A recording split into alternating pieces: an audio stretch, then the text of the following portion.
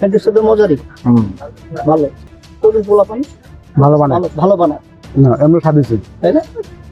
সবচেয়ে বড় বিষয় হলো তরুণরা কিন্তু এখন যে উদ্যোক্তা হয়ে উঠতেছে এটা অনেক ভালো এটা অনেক দেশের জন্য একটা তবে একটা plus জিনিস point। এটা যেমন অনেক সময় আমরা দোকানে খাবার কিনতে গেলে বাসি মাসি দিয়ে মিলাই জিরা করে আলাই ওইটা নাই সব টাটকা লাগে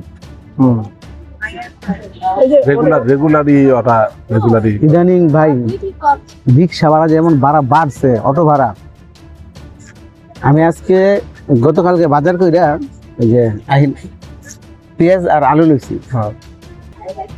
বাজারের মুখে টেনে পাইকপাড়া শেষ মাথায় 12,60 টাকা চিন্তা করা যায় আচ্ছা আপনি এবার বলেন তো 6 মাস আগে এই ভাড়া কত ছিল?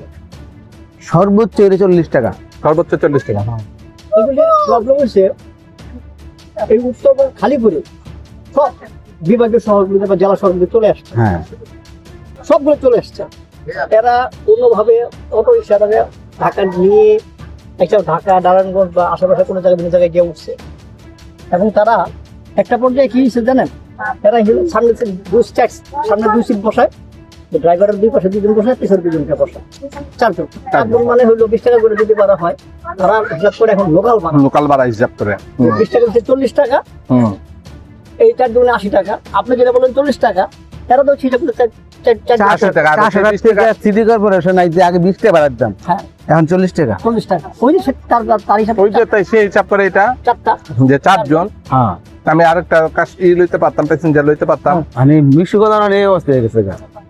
এই ভাড়ার তো নিয়ন্ত্রণ নাই সিটি কর্পোরেশন এটা নিয়ন্ত্রণ করা উচিত যাদের কিভাবে নিয়ন্ত্রণে রাখা যায় যেমন আপনি খেয়াল করবেন কিনা এর আগে সবাই একসাথে না বলে মনে হয় এই সিটি কর্পোরেশন মোড়ে মোড়ে যে ভাড়ার তালিকা দেওয়া যেমন ছিল তো রিক্সা ভাড়া কোথা থেকে কয় টাকা ভাড়া দেওয়া ছিল তালিকা এটা তো আপনার সর্বশেষ যে না এটা তো হ্যাঁ দিতে IBO করে দিয়ে গেছিল। আইবিও করছিল এবং মজার বিষয় হইলো এই যে যারা ভাড়া বাড়াই পাচ্ছে বা এই করছে যারা নিজেদের মতো ইচ্ছা মতো অটো যে বাড়াই চালাইতে আমাদের নারায়ণগঞ্জের যারা স্থানীয় যারা পুরোনো রিক্সাওয়ালা তারা কিন্তু আপনি বুঝবেন ওটা দেখবেন কি তারা কিন্তু তার ওই আপনি নজর বাড়াই না তো বাড়াতে যেতেছে যারা নতুন যেগুলো আসছে, আসতেছে হ্যাঁ তারা তো লোকাল হিসাব করতেছে তারা লোকাল হিসাব করে তারা কিন্তু আপনার উত্তরবঙ্গে চালাই আসছে গাড়ি বিভিন্ন জেলা জায়গার কি মানে সব লোকাল গাড়ি চালাইছে আমাদের এখানে তো মনে করেন যে একজনও হইলো মানুষ আমরা একজনও হ্যাঁ উঠতাম বা এখনো উঠি ওরা কিন্তু আর ওরকম না ওরা কিন্তু 4 জন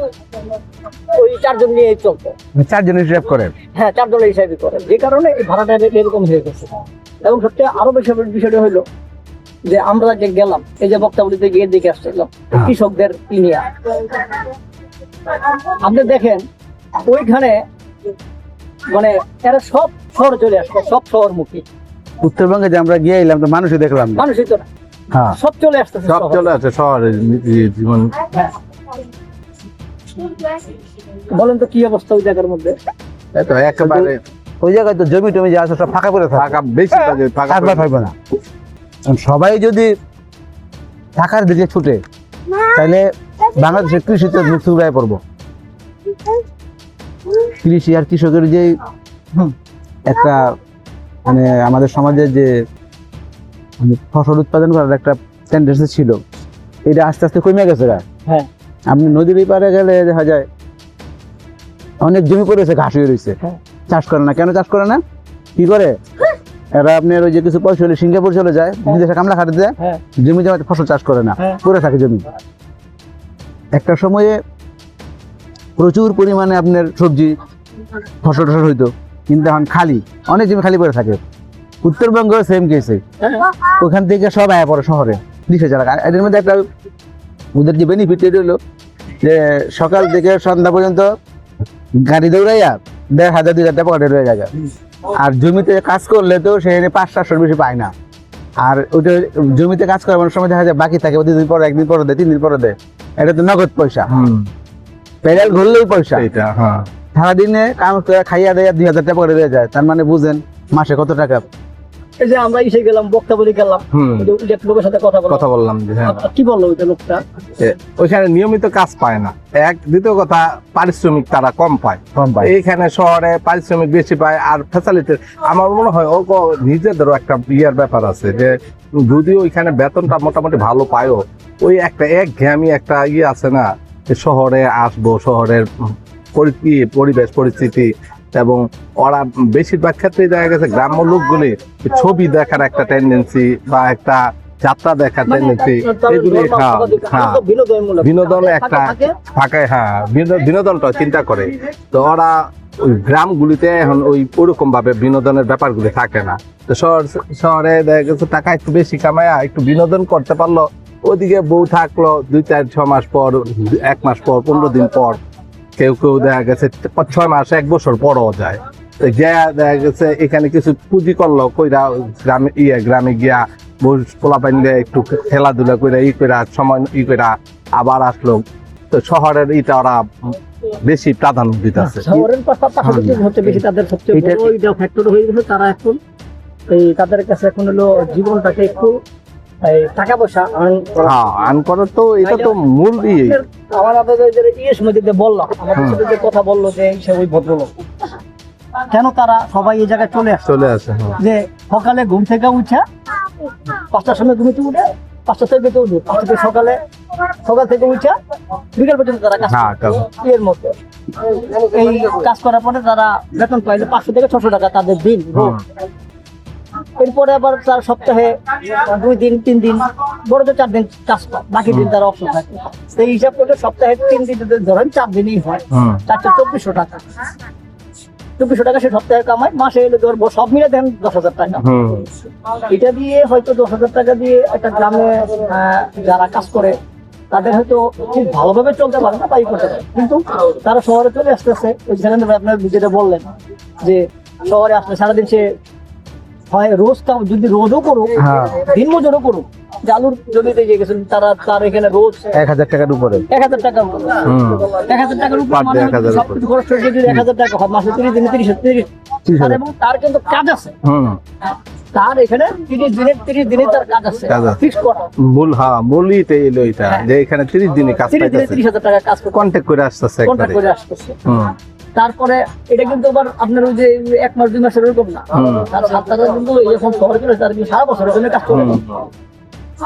ধরেন আবার অটোটা যদি সে অটো চালায়, অটো চালাইলেও কিন্তু তার মিনিমাম খরচ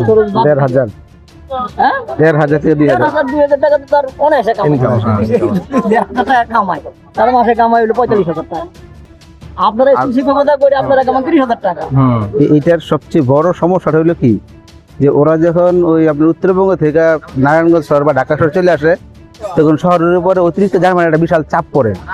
এই চাপের কারণে দেখা যায় যে যানজট একটা নিত্যনৈমিত্তিক ব্যাপারে দাঁড়াইছে আমাদের। আর দ্বিতীয় ব্যাপারটা হইলো যে আমাদের যে স্থানীয় যারা এই পেশা জড়িত এরা কিন্তু আপনার ওই যে ভাড়ার ব্যাপারটা এত হাঙ্গামা করে না, কিন্তু আপনার আমি একটু বৃষ্টি হয়েছিল বাজার থেকে আসার জন্য প্রায় 2 ঘন্টা দাঁড়ায় থাকে, একটা অটো মিশুক পাইছি শেষ করতে।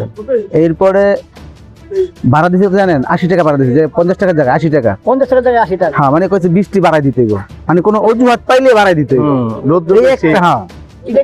অথচ ও কিন্তু প্যাডেল মারে না, ও কিন্তু বয়ে খালি মোচড়ায়, একটু বৃষ্টি পানি হয়েছে একটু বৃষ্টি হয়েছে বাড়াই দিতে পারা, মানে এমন একটা অবস্থা হয়ে গেছে।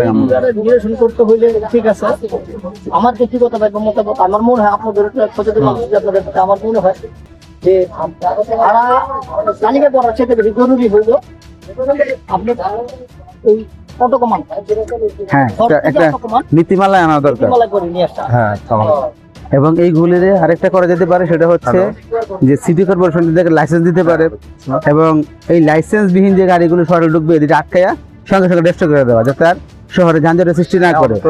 আর হইলো পুরোপুরি ভাই এই কালকে নিয়েন ভাই, মানে আমাদের যে পরিমাণ রাস্তা আছে এই পরিমাণ রাস্তায় কি পরিমাণ গাড়ি চলে যানজট হবে না এরকম একটা ব্যবস্থা করতে হবে। আরেকটা হইলো যারা অটো চালায় তাদেরকে অন্তত ট্রাফিক বিভাগের থেকে উদ্যোগ নিয়ে যদি অন্তত 2 দিন বা 3 দিন একটা প্রশিক্ষণ দেয় যে রাস্তা কেমন গাড়ি চালাইতে হইব, তাহলে হয়তো যানজট কিছুটা কমার সম্ভাবনা থাকে।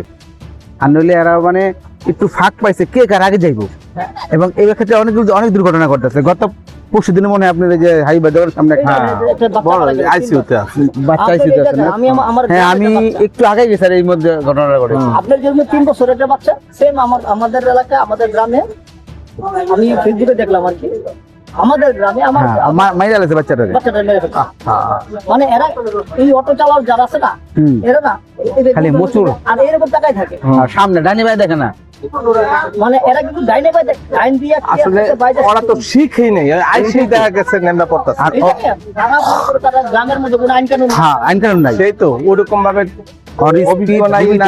স্পিড লিমিটের ব্যাপারগুলো মানে এই রাস্তায় কি কতটুকু স্পিডে চললে আমি নিরাপদ থাকবো, নিরাপদ থাকবো এটা তো সেই- জানেই না। সেই ধরনেরই তো তা নাই, জ্ঞান থাকো নাই। নাই তবে আমরা শুনছি যে ঢাকা শহরে রাজধানী থেকে অটোরিকশা বন্ধ করার একটা উদ্যোগ নিয়েছে আমাদের মনে হয় শুধুমাত্র ঢাকা শহরে না এই জিনিসটা হ্যাঁ সারা সকল বাংলাদেশে শহরে নেওয়া উচিত।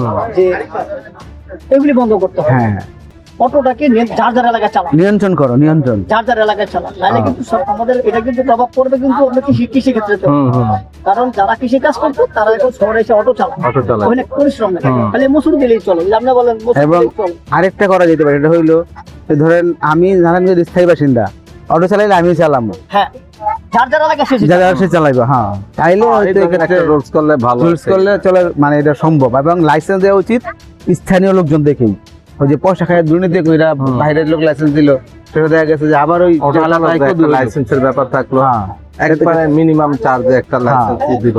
এটা করলে আপনার নাম্বার প্লেট দিয়ে দেন হ্যাঁ রাজস্ব হাতে কিছু হইলো। হ্যাঁ আর মজার বিষয় দেখেন নারায়ণগঞ্জের সব মানে পৌরসভা থেকে মানে যখন হইলো হলুদ করে দেওয়ার জন্য করে দিচ্ছে অটোটা ঢুকলেই তাহলে আইয়া ভাই হলুদ করে রং হলুদ রং করে আলা, নামাই হ্যাঁ। দিছে। হ্যাঁ আইয়া হলুদ রং করে দিছে। অনেকেই এই চালাকি Even অবলম্বন করে। অটোগুলির পিছনে ওই রিক্সা প্লেট লাগাই রাখছে অনেকে। হ্যাঁ। অথচ যেগুলো রিক্সা প্লেট লাগানোর কথা এগুলো অটোর মধ্যে লাগায়, অটো কিন্তু প্লেট দেয় নাই সরকার, না সরকার সিটি কর্পোরেশন দেয় নাই, কিন্তু ওই রিক্সার গুলিরাই নিয়ে লাগাই রাখছে। আর এইটাও ক্রাইম এবং এইটা ক্রাইম করার জন্য আপনি দুইটা একটা স্ট্রিক্টলি কাজ করেন দেখবেন যে ই হয়ে যাবো আর ডেস্ট্রয় করে ফেলতে হবে।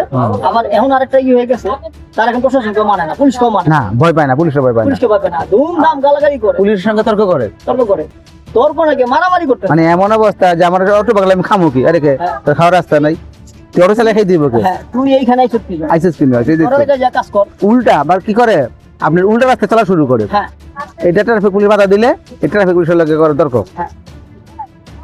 যাক আমরা প্রত্যাশা করি যে এই সরকারের হোক বা স্থানীয় সরকার হোক আর এই কেন্দ্রীয় সরকার হোক স্থানীয় সরকারের উদ্যোগটা বেশি নিতে হবে।